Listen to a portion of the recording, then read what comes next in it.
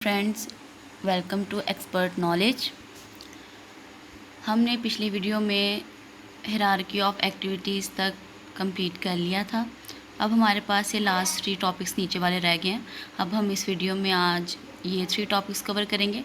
फिर हमारे पास ये जो स्लाइड है introduction to IT project management, ये कंप्लीट हो जाएगी। Okay, let's start. हमारा ये टॉपिक चल रहा था सॉफ्टवेयर एंड प्रोजेक्ट मैनेजमेंट का। इसमें सबसे पहले हम लोग इसके सक्सेस फैक्टर्स ढूंढ लेते हैं कि मतलब सक्सेस फैक्टर्स कौन कौन से हैं जिससे जो प्रोजेक्ट है या जो सॉफ्टवेयर है वो बेस्ट वे से डिलीवर होता है या वो सक्सेस की तरफ जाता है। तो जो प्रोजेक्ट होते हैं जो सक्सेस की तरफ जाते हैं उनमें ये सब चीज़ों का जो मार्जिन है वैसे सेट होता है कि सबसे पहले यूज़र इन्वॉल्वमेंट सबसे ज़्यादा इम्पोर्टेंट होती है। मतलब अगर 100 में से हम लोग मार्क्स दें तो 20 जो पॉइंट्स हैं, 20 जो मार्क्स है वो यूज़र इन्वॉल्वमेंट के होनी चाहिए। मतलब सबसे ज़्यादा जो आपको फोकस करना चाहिए सॉफ्टवेयर डेवलप करने में, उसको क्रिएट करने में, वो सबसे ज़्यादा क्या है, यूज़र इन्वॉल्वमेंट, कि वो आपकी क्या होनी चाहिए, वो 20 पॉइंट सबसे ज़्यादा यूज़र इन्वॉल्वमेंट होनी चाहिए। उसके बाद आपके पास जो एग्जीक्यूटिव सपोर्ट है, मतलब जिसने पैसा लगाना है, जिसने हायरिंग करनी है, जिसने आपको सपोर्ट करना है, तो उसके बाद वो आता है वो 15 पॉइंट्स का। उसके बाद मतलब वो ज़्यादा इम्पोर्टेंट है। उसके बाद आपके पास क्या होना चाहिए, क्लियर बिजनेस ऑब्जेक्टिव्स होनी चाहिए। मतलब आप जो प्रोजेक्ट बनाने जा रहे हो उसके आपने जो गोल सेट किए हैं वो आपके क्लियर होने चाहिए। उसके बाद हमारे पास क्या होना चाहिए, उसके बाद हमारे पास एक्सपीरियंस्ड प्रोजेक्ट मैनेजर होना चाहिए। मीन टू से कि जो उस प्रोजेक्ट को लेके चल रहा है, जिसके अंडर प्रोजेक्ट बन रहा है या जो प्रोजेक्ट को हेड कर रहा है, उसका जो प्रोजेक्ट मैनेजर है वो एक्सपीरियंस्ड होना चाहिए, मतलब वो तजुर्बाकार होना चाहिए। उसके बाद हमारे पास जो स्मॉल माइलस्टोन आ जाते हैं, मेन टू से के जो सिग्निफिकेंट इवेंट होते हैं जो कि अकर होते हैं ना प्रोजेक्ट में, तो उनको उसके बाद उसकी बारी आ जाती है, उसको आपने कैसे हैंडल करना है, तो उसके 10 पॉइंट्स हैं। उसके बाद आपके जो फर्म बेसिक रिक्वायरमेंट्स हैं, मतलब आपकी फ़र्म की जो अपनी बेसिक रिक्वायरमेंट्स हैं वो उसके बाद आती हैं। प्रोजेक्ट की ये सारी करने के बाद उसके बाद जो फर्म की बेसिक रिक्वायरमेंट्स है वो आती हैं, उसको 5 पॉइंट्स दिए जाते हैं। उसके बाद जो कम्पिटेंट स्टाफ है उसको 5 पॉइंट। उसके बाद आपकी जो प्रॉपर प्लानिंग है उसको लिया जाता है। उसके बाद ऑनरशिप और उसके बाद जो बाकी चीज़ें आती हैं वो आती हैं। तो ये सारे सक्सेस फैक्टर्स हैं। मतलब आपको इस हायरार्की में लेके चलेंगे और इतने इतने पॉइंट्स अगर आप देंगे तो आपका जो प्रोजेक्ट है वो सक्सेस की तरफ जाएगा। उसके बाद जो फेलियर काजेज है सॉफ्टवेयर रनअवे के, वो आ जाते हैं। पहले हमने सक्सेस फैक्टर देखे, उसके बाद हम देखेंगे कौन सी जो चीज़ें हैं वो सॉफ्टवेयर को फेलियर की तरफ लेके जाती हैं। पहली ये है कि जो प्रोजेक्ट ऑब्जेक्टिव्स हैं नॉट फुली स्पेसिफाइड। जो प्रोजेक्ट जो ऑब्जेक्टिव्स हैं, मतलब जिस गोल पे प्रोजेक्ट काम कर रहा है वही जब स्पेसिफाई नहीं है तो आपका जो प्रोजेक्ट वो कैसे सक्सेस की तरफ जा सकता है। तो ये एक मेजर काज है आपके सॉफ्टवेयर को फेलियर की तरफ लेके जाने के लिए। उसके बाद आपकी बैड प्लानिंग मीन के पुअर रिक्वायरमेंट गैदरिंग। जब आप स्टार्ट पे रिक्वायरमेंट ही प्रॉपर गैदर नहीं करोगे, आपका इनिशियल फेज़ ही ठीक नहीं होगा, पुअर प्लानिंग होगी और आपकी जो एस्टिमेशंस, जो आपने कॉस्ट एस्टिमेशन या बजट एस्टिमेशंस आपने लगाई हैं वो आपकी ठीक नहीं होंगी। तो ये भी एक मेजर काज है कि आपका जो सॉफ्टवेयर है वो फेलियर की तरफ जाएगा। उसके बाद थर्ड कॉज ये है कि technology new to the organization. अगर कोई ऐसी टेक्नोलॉजी ऑर्गेनाइजेशन में आ जाती है या हम ऐसी टेक्नोलॉजी को यूज़ करते हैं कि जिसका जो नॉलेज है अभी तक उनकी ऑर्गेनाइजेशन में उस तरह से मतलब नहीं आया, या उसके पास उस टेक्नोलॉजी को समझने के लिए कोई एक्सपर्टीज़ नहीं है, तो तब भी जो सॉफ्टवेयर है वो फेलियर की तरफ जाएगा। और उसके बाद हमारे पास इन एडुकेट या नो प्रोजेक्ट मैनेजमेंट मेथडोलॉजी, मतलब कोई प्रॉपर मैनेजमेंट मेथडोलॉजी यूज़ ना की जाए, मतलब कोई मॉडल ना कोई यूज़ किया जाए प्रॉपर मॉडल, या अगर मॉडल आपने यूज़ किया हुआ है तो बाद में वो ठीक ना हो, इनएडिक्वेट हो, मतलब प्रॉपर ना हो, तो वो भी क्या होता है, सॉफ्टवेयर उससे भी उसकी वजह से भी डाउन चला जाता है। Insufficient senior staff on the team. जो आपने टीम बनाई हुई है सॉफ्टवेयर को डेवलप करने के लिए, तो उसमें जो सीनियर स्टाफ की कमी हो, मतलब उसमें सारे न्यू कमनर्स हों, मतलब जिन्होंने न्यूली टीम ज्वाइन की हो, कोई भी सीनियर स्टाफ ना हो जो कि प्रॉपर तौर पर गाइड कर सके, तो वो भी सॉफ्टवेयर को फेलियर की तरफ ही लेके जाएगा, ना कि सक्सेस की तरफ लेके जाएगा।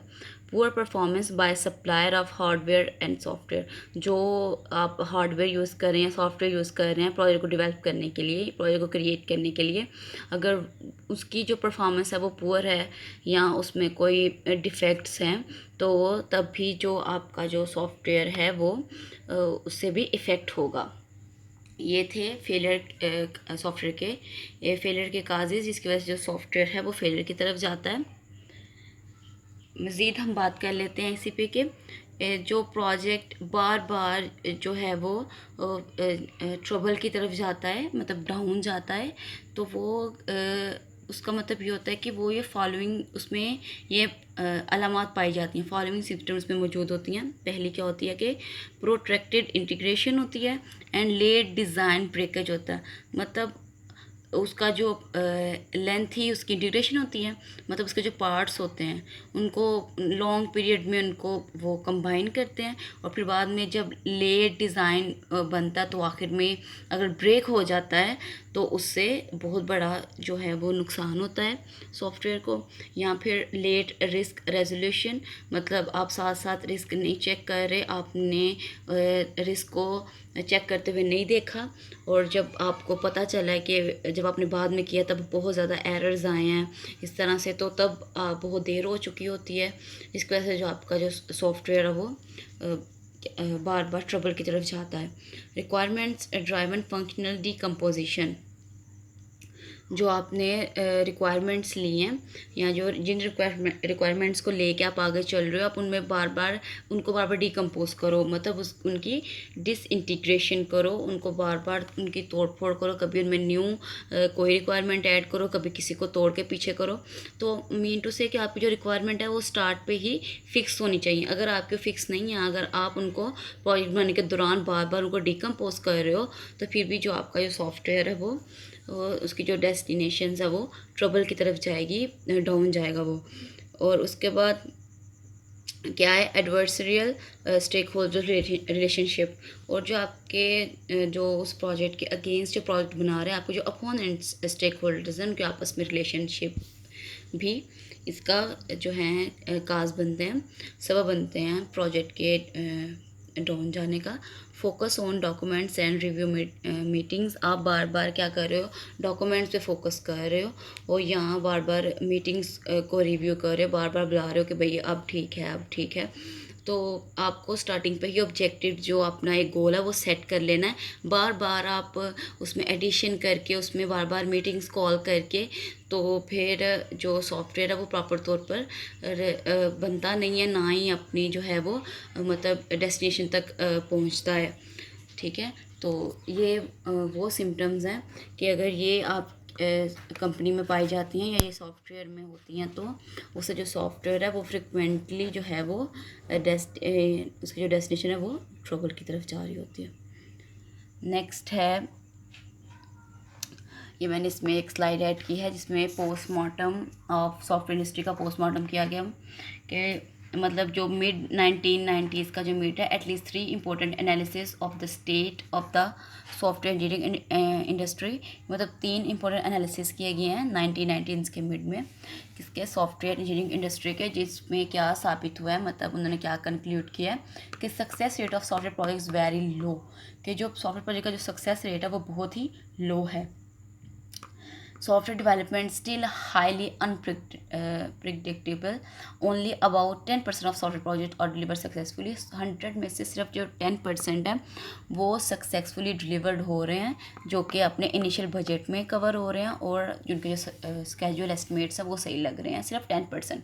बाकी 90% जो है वो फेलियर की तरफ जा रहे हैं।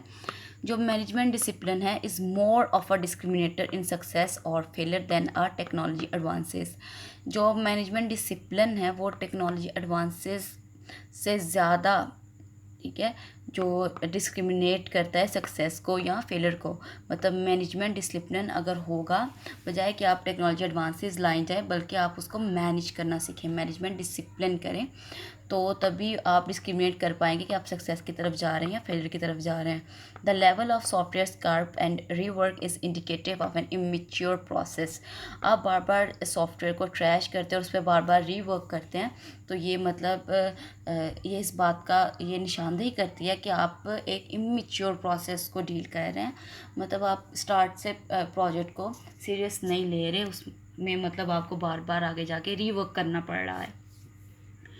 Indicates magnitude of the software problem and the current norms for conventional software management performance requires much improvement। उन्होंने कहा है कि ज़्यादातर जो सॉफ्टवेयर प्रॉब्लम जो अकर हो रही हैं या जो करंट एवरेज जो कन्वेंशनल सॉफ्टवेयर मैनेजमेंट परफॉर्मेंस है वो बहुत पुअर है, जिसको बहुत ज़्यादा इम्प्रूवमेंट की ज़रूरत है। अब हम ये भी देख लेते हैं कि जो कन्वेंशनल सॉफ्टवेयर मैनेजमेंट है इनमें होता क्या है, कैसे प्रोजेक्ट को डील किया जाता है। कन्वेंशनल सॉफ्टवेयर मैनेजमेंट मतलब जो रवायती या कस्टम जो सॉफ्टवेयर है उसकी मैनेजमेंट कैसे होती है कि finding and fixing a software problem after delivery cost 100 times more then in early design phases. मतलब आप किसी भी सॉफ्टवेयर को अगर आपने मतलब बना लिया और बाद में उसको कोई एरर आए हैं, तो उसको फाइंड करना और उसको फिक्स करना, उसको डिलीवर करने के बाद उस पर जो कॉस्ट आएगी वो 100 टाइम 100 गुना ज़्यादा होगी उसके अर्ली डिज़ाइन फेज से। ठीक है, मतलब अगर आपने एक प्रोजेक्ट बना के लॉन्च कर दिया, अगर उसमें बाद में एरर्स आए तो उस पर जो कॉस्ट है, उस पर रीवर्क पे जो कॉस्ट लगेगी वो 100 टाइम्स ज़्यादा होगी उससे। तो you can compress software development schedule 25% of nominal but no more. आपका जो सॉफ्टवेयर डेवलपमेंट स्केड्यूल जो आपने बनाया है, तो अगर बाद में अगर आप उसको चेंज करना पड़े, उसको कम करना पड़े या ज़्यादा करना पड़े, तो वो ज़्यादा से ज़्यादा 25% कंप्रेस होगा, इससे ज़्यादा नहीं होगा। For every $1 you spend on development you will spend $2 on maintenance. मतलब अगर आप डेवलपमेंट पे $1 स्पेंड करें तो उसकी मेंटेनेंस पे आपको $2 स्पेंड करने चाहिए, क्योंकि maintenance is most important part than development. Development तो हो गई है, लेकिन उसकी मेंटेनेंस करते रहेंगे तो ही सॉफ्टवेयर ठीक रहेगा। Software development and maintenance costs are primarily a function of the number of source line of code। जो सॉफ्टवेयर डेवलपमेंट और मेंटेनेंस कॉस्ट है वो काफ़ी हद तक जो है वो लाइन ऑफ कोड पे डिपेंड करती है। मतलब जितना लाइन ऑफ कोड ज़्यादा होगा उतनी आपकी कॉस्ट ज़्यादा होगी, जितना कम होगा उतनी जो मेंटेनेंस की कॉस्ट है या डेवलपमेंट की कॉस्ट है वो कम लगेगी। Variation among people account for the biggest differences in software productivity. जो पीपल ज़ाहिर है जो सॉफ्टवेयर कंपनी में काम कर रहे होते हैं वो उनमें वेरिएशंस होती हैं, उनकी जो थॉट्स है वो डिफरेंट्स होती हैं, जो कि बाद में बिगेस्ट डिफरेंसेस ला सकती हैं सॉफ्टवेयर की प्रोडक्टिविटी में, क्योंकि हर कोई अपने तरीके से सॉफ्टवेयर को डील कर रहा होता है। The overall ratio of software to hardware cost is still growing. In 1955 it was 1585, in 1985 it was 85 and 15। जो ओवरऑल रेशियो सॉफ्टवेयर से हार्डवेयर कॉस्ट की वो अभी तक ग्रो कर रही है। 1955 में वो 15 और 85 थी, जबकि 1985 में वो 85-15 हो गई। मतलब सॉफ्टवेयर जो है वो उसकी जो कॉस्ट है वो डे बाय डे इंक्रीज़ हो रही है। Only about 15% of software development effort is devoted to programming. सिर्फ जो ये जो है कन्वेंशनल सॉफ्टवेयर मैनेजमेंट, इसमें सिर्फ 15% जो है सॉफ्टवेयर डेवलपमेंट एफर्ट की जाती है प्रोग्रामिंग के ऊपर। मतलब प्रोग्रामिंग को बहुत कम, सिर्फ 50% दिया जाता है 100% में से, जबकि ऐसा नहीं होना चाहिए। सारे आपकी कोडिंग होती है, आपका लाइन ऑफ कोड होता है। जितना आपका कम लाइन ऑफ कोड होगा, अथेंटिक होगा, उतनी ही आपकी कॉस्ट कम लगेगी और आपका जो प्रोजेक्ट है वो उतना ही एफिशिएंट बनेगा। लेकिन ये कन्वेंशनल सॉफ्टवेयर मैनेजमेंट में सिर्फ 15% जो है वो प्रोग्रामिंग को दे रहे होते हैं। उसके बाद जो walk through catch 60% of error, मतलब जो वॉक थ्रू करते हैं प्रोजेक्ट्स के उनमें भी 60% एरर्स पाए जाते हैं।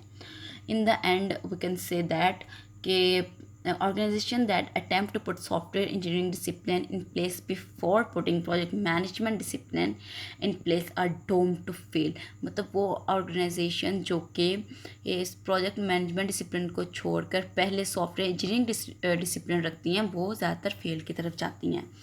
मतलब पहले आपको ज़रूरी ये भी स्किल होना चाहिए आपके पास इंजीनियरिंग डिसिप्लिन का, लेकिन पहले आपको प्रोजेक्ट मैनेजमेंट डिसिप्लिन को मेंटेन रखना है। जब आपका ये मेंटेन होगा तभी आपकी जो ऑर्गेनाइजेशन, आपका जो सॉफ्टवेयर है वो सक्सेस की तरफ मूव करेंगे, प्रोग्रेस की तरफ जाएंगे। तो ये थी हमारा टॉपिक कवर हो गया। आई होप आपको समझ आ गई होगी।